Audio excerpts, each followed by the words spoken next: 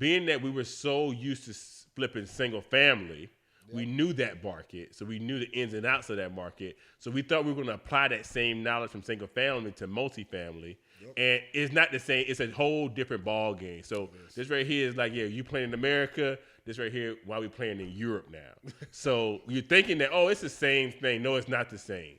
But what we didn't know at the time was we owned the HOA. Exactly. And we owned all the properties at the time. So we could have switched the regimes from a horizontal because we owned everything. Exactly. But being that we didn't know and we're so eager to get rid of the first property, we sold that property off, but it caused us to have more issues with selling the other two properties. And that's when you kind of, my first multifamily mistake. Yeah. See, basically, we was like, well, we don't want to go through that problem no more. So we talked to our attorney and said, okay, how can we get our horizontal regime? And then, what was another attorney? No, our attorney didn't do this. It was another attorney who was telling us that we had to get everybody to sign. Oh yeah, so it was the second person. So in South Carolina, the buyer choose the actual closing attorney. So when we were going to closing for the second one, that's when we realized FHA would not allow horizontal regime. So that attorney wanted to send letters off. It was the second one because the first one we didn't have that issue. Exactly. That's what we figured out on the second one. Yeah, You're right. Because the first one we had conventional was no issue. Yep. The second one became an issue. So what we had to do is so that attorney that buyer chose had to send letters off to the one we just sold, which we should have changed it if we would have known as a horizontal regime initially. We would have changed it then because we own majority of it. So now we have to get the owner. We sold two of them already. There's one. No, the other person was conventional too. It was the third one because we had to switch it to another bank. I think we did a special product for the second one because we knew we because of the first one. Yeah. Yeah. Okay. Yeah. I think that's how we did it, right? I remember we had to get a lot of people to sign off on it. Yeah. It was like 6 or 8 people. I think we sold 2 of the units already. But the foreclosure one. Yeah. Okay. That's what it was. So we had to get the first unit to sign off. Yeah. We had to get the foreclosure people to sign off. And we say the first person to sign off, we got to get the owner as well as the mortgage company. And we're not talking about no local mortgage company. We're talking about a national mortgage company to sign off for something for us. And they was like, they don't know who could sign off on that. Exactly. Like we don't even own the mortgage anymore. Exactly. Your mortgage could be in India, China, anywhere in America, anywhere in the secondary world. market. And who owns your mortgage? So we technically couldn't change it, but we learned that lesson that when we buy subdivisions, when you buy an existing subdivision and you haven't set the HOA or you didn't set the subdivision, you need to make sure how you want to run. Exactly. Like how you want to sell, because that one mistake, we couldn't sell to FHA. Mm-hmm. VA, I think, was okay. But we didn't have any VA buyers. All the buyers that were coming in was FHA. All buyers was FHA because that was the market. Mm-hmm. I mean, it was under 125,000, great low interest. So what saved us on that one is basically new loan programs that came out, and also that they had a $15,000 grant program in that area that helped us out over there too. But yeah, we couldn't do FHA. It wasn't in the rural area, so couldn't do USDA. So we was cutting our market to conventional and VA. But it still was a great deal. It was a great deal. So the plan was to sell off those existing units, to get rid of those, pay the actual bank back, and then build on the 16 lots behind it. So once we sold the first 2, I got a random letter in the mail that just came out of the blue. Yes. Yeah, it just came out of the blue, and it said, we're interested in purchasing your existing lots. Give us a call. And most people get those letters, and they're like, I'm not going to give them a call because it could be a scam and couldn't think. But being that we took that opportunity to actually say, you know what? Let's reach out to them and see what they had to offer. No, don't say we, you. Yeah, could be. You let it you reached out. I didn't talk to you guys at first? You talked to us after you talked to them. Oh. Because you thought it was a scam. But after you feel like it's a real buyer, you say, hey, I got somebody who want to buy this whole subdivision. Mm-hmm. And we was at a point like, I was at a point because in this partnership, Chauncey kind of ran the real estate sale part. Mm-hmm. I sold some units, but I was mainly over the construction project management, flipping the properties, getting them under budget, stuff like that. And John was over the Airbnb. So when it was like develop 16 lots, I was like, no, I'm not going to build 16 townhouses because I don't have the time, and y'all don't want to pay me. No, yeah, we're definitely not paying him. He's going to get his we going to be third, and I'm like, I don't have time to be a third and do this 16. So we need to sell them lots, and even our fathers. Both our fathers said we don't need to develop. We need to sell them. We did. And I think it was, and people always go into the classic example of like investing with your friends and why it's such a bad idea because everyone thought it was going to be a flop because it wasn't as if we just had some random business partners. We always did things together. So we was like, we could actually do partnership together as well. And in our situation, and that's why you said you got to know your circle, that it worked out in that thing because we can have like full arguments. Yeah. And then we were like, all right, you ready to go out now after this? Because we can kind of separate business. Everyone can't do that. Hey, you're right. You can't, it's business. You can't have a heated business argument and make it personal. Exactly. We're talking about the subdivision. We're bringing around point of views. Mm-hmm. You can't carry that argument into personal. Yep. And that's a good thing. I'm glad Chauncey and John, we did that. We never took that. Literally, we have argument about like the subdivision. We have a full blown argument, like an argument, heated. 10 minutes later, hey, what you did today, man? What do you think about going this weekend? Like that, just because that was the subdivision argument. Exactly. But you got to know your circle. You got to know your circle. So for us, we didn't fall out, and then we always knew it was three of us. So in different case scenarios, is that if 66% of the people say yes when we go to vote, everyone gives their opinion. Everyone gives how they feel about it. When we go to vote, if 2/3 majority, that's the decision. You got to take the decision. Yes. Yeah, I have lost some decisions. Everyone had. I won some. I've lost some. Some I lost. I've been right.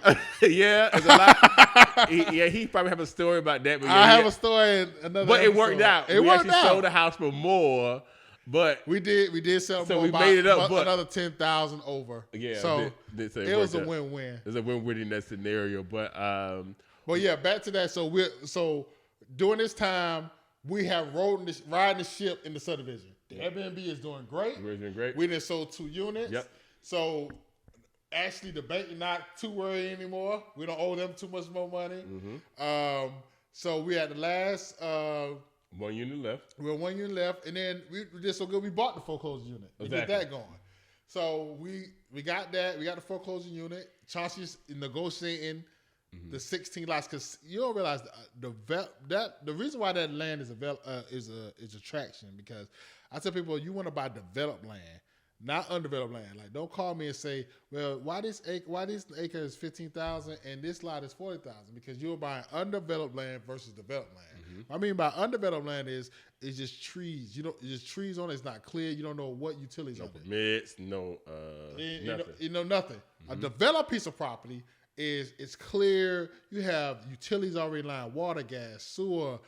You have septic tank permits, whatever you want to do. That is a developed piece of land. And we had 16 prime lots. Mm-hmm. And this happened, the market became hot. It became hot in between that. And builders couldn't have nowhere to build. Yeah, they had so they were actually looking for land. So and they was looking for land that they have to wait to develop. Exactly. You don't have to go through the actual boards and get approvals and everything. All that stuff has already been done. Permits. Yeah. So what I normally do, they lowballed us. So another thing that I wanted to take you guys is that people are going to come in very low.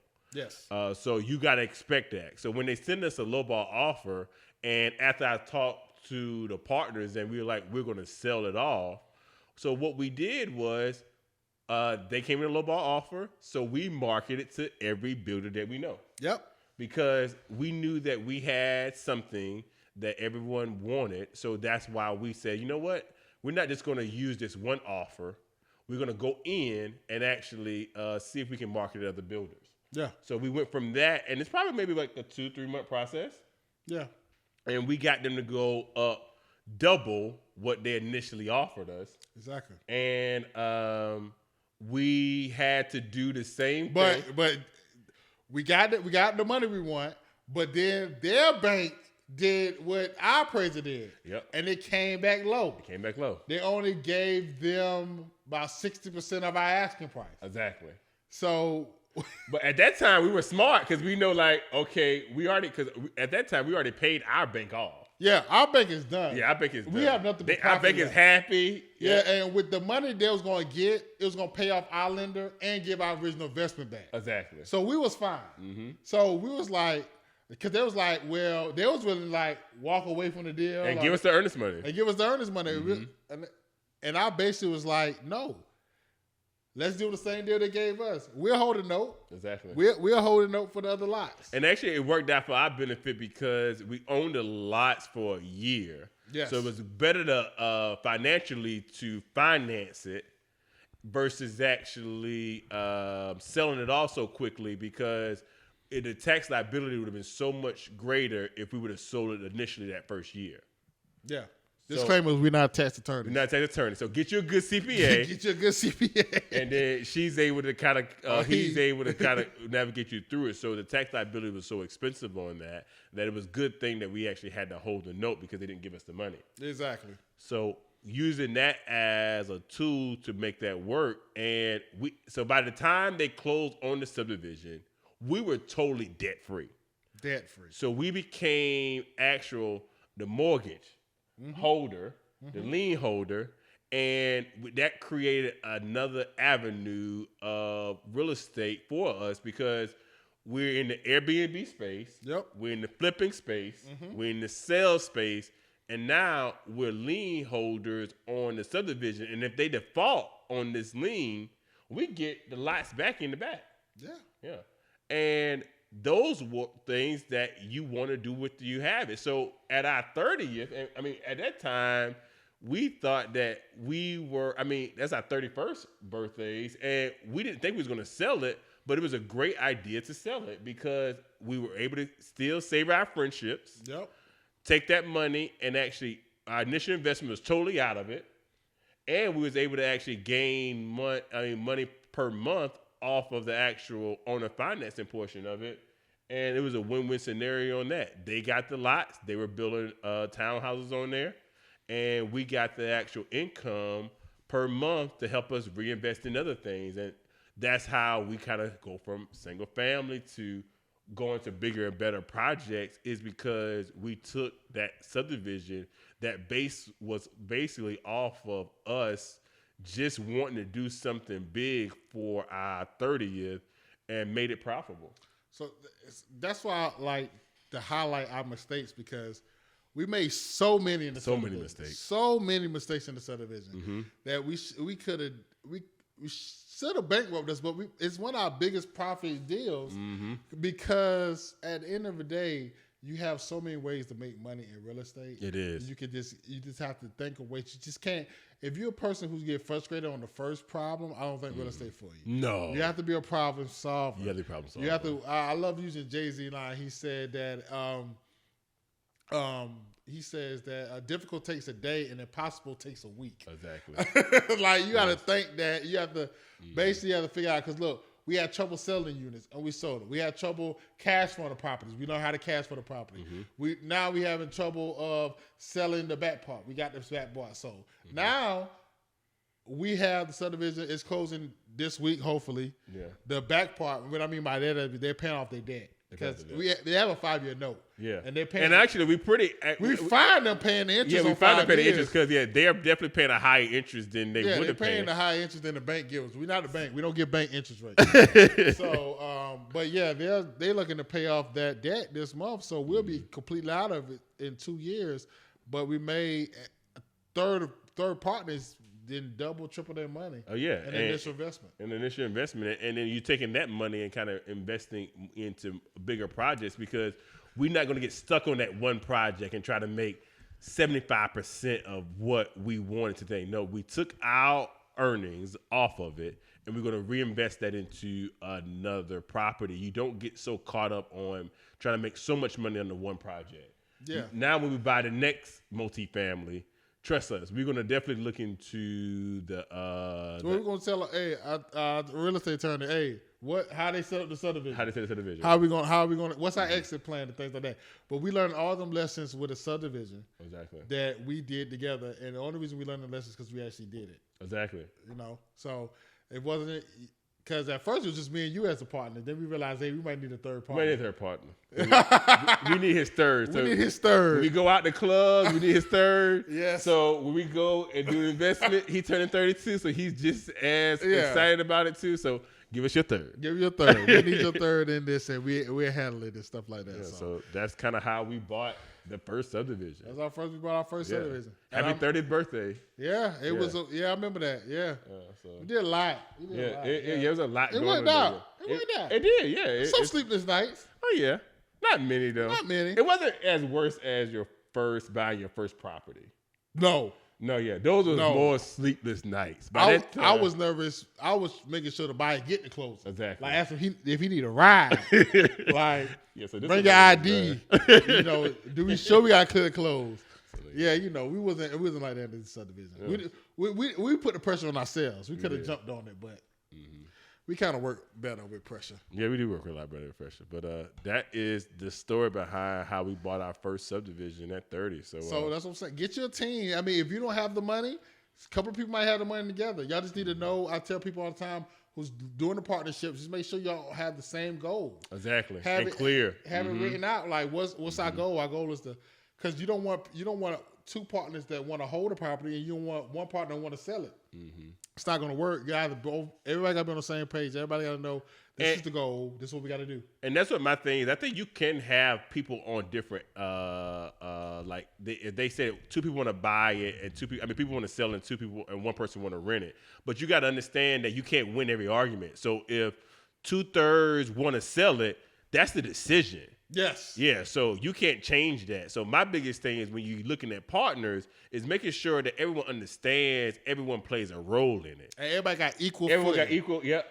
And I think that created a whole difference. That's the reason why we kind of did the private investor, the owner finance at the beginning of it, because we want everyone to feel equal with it, because throughout the whole entire process, I can say no one felt that anyone was better than the other. Exactly. And they felt that when you made your vote, that was the vote. That was the vote. We going with it, regardless if you like it or not. Let's move on. It been sometimes I didn't even get a vote. Yeah. Because it's like, I talked to John, we're going to do this. I said, okay, well, I'm outvoted. Exactly. Vice versa. Vice versa. Like, hey, we talked about it. This is what we're going to do. Exactly. So that's just what it is. And just kind of understanding it, knowing your partners, understanding the process, and then kind of like, we're in the fire together. So let's get all of us out the fire. I'm not going to jump out. We're going to get all us out this fire together. We're going to move it from there. Yes. But you definitely can do it. You definitely can do it. Yeah. You definitely can. And all three of us came from the same area. Same area. Orangeburg, the Bird. Orangeburg. Graduated the same time. OW. We just took what we learned and created what we wanted from what we learned, and was very persistent about it. Yeah. Yeah. I think basically why it worked, because you still have our foundational value, our core values. Mm-hmm. Like, no is not an answer. Mm-hmm. We have to get to the end. You have to complete stuff. Mm-hmm. If you're not good at completing stuff, real estate not going to be for you, because you get paid at the end. Exactly. You don't get paid in the middle. You have to complete. You have to be 100% and complete things. So commitment. You have to get to the end. Any crawl, scratch, walk, whatever you have to do to get to the end, you have to get to the end. Perfect. So that's it. That's our first subdivision. It is a real subdivision. It is. If you're ever in the West Columbia area, Highway 1, we'll tell you the subdivision name. Yeah, we'll later. let you go look at it. Yeah, we'll let you go. We'll have some some pictures. Changing the name. Yeah, we thought about changing the name. We did that. We're going to change the name.